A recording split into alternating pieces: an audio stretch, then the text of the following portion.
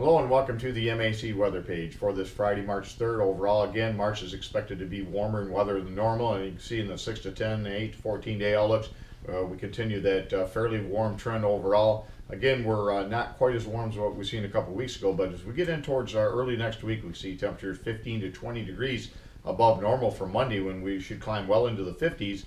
Not impossible we could hit 60. We'll have to see what that storm does. Right now it looks like it's going to track out of Colorado into the Dakotas and up towards Hudson Bay, and as it does, we'll firmly be on the warm side. So we don't expect quite as much precipitation with that system early next week, as it looks like it's going to move quite a bit farther to the northwest, where the best dynamics will be out there. But certainly we could see a good half-inch of rain, maybe some thunderstorms. We'll have to wait and just see what the situation looks like here over the weekend. A couple more days to look at this system. As we look at the normals for the day, our normal high is up to 37, a normal low now at 20. You can see on this day back in 1974, we hit 70 degrees. If we look at the highest and lowest temperatures across the lower 48 for yesterday, you can see the warm spot, 90 degrees at Stewart, Florida, with the cold spot, minus 11 at Devil's Lake, North Dakota. And if we look at conditions around the area this morning, you can see quite a bit cooler, temperatures down into the teens. We haven't seen that in a while.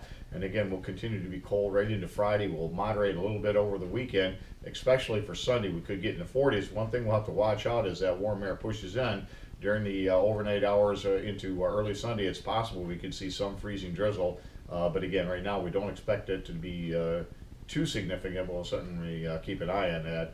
If we look at the satellite view this morning, you can see we're now dominated by more of a northwest flow. That's why we got the cold air. This clipper system that's going to be coming in is going to be pretty moisture starved, so we don't expect really any precipitation tonight and tomorrow with that, mainly just some clouds. Our next big system is going to be, as this low pressure in the Gulf of Alaska helps to pull in that moisture from the southwest, we're going to get a storm develop here as we get in towards Sunday. Into the Rocky Mountains, and again it'll move towards the Dakotas and then up towards Hudson Bay, and we'll firmly be on the warm side of that, so it looks like more rain, maybe some thunder showers with that system. And if we look at the next shot here, you can see this is a test mode of the new GOES-R satellite. This isn't the images from the GOES-R. What they did is they simulated the latest previous satellite, and they put it into 1 minute mode, and you can see some of these thunderstorms that turn tornadic out here in Colorado. But it's very interesting to see the real high quality of these imagery. And if we look at the radar out there this morning, you can see some snow showers across southwest lower Michigan sinking off to the south, and you can see much of the nation, not a whole lot going on. There are some lake advisories and lake warnings for some portions of Ohio, and some advisories into western Pennsylvania due to the snow showers associated with that front that just moved through here.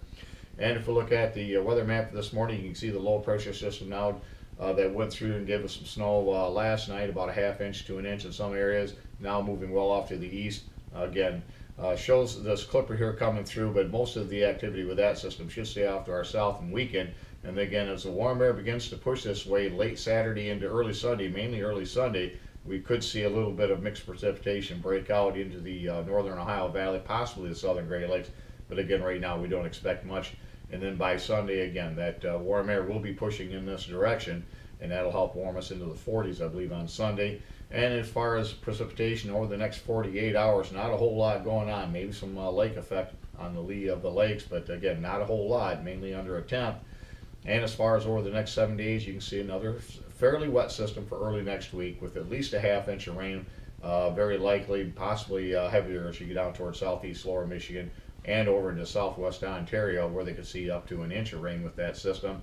And as far as snowfall over the next 72 hours, not a whole lot. Is again pretty weak systems coming through the area, and with not much in the way of moisture for them to work with. Now on to Weather Watch. Again, overall pretty quiet pattern. The most activity is some of these lake effect warnings and advisories near the Sandusky area, and again some western Pennsylvania winter weather advisories again there, and then our fire hazards out into the southwest plains.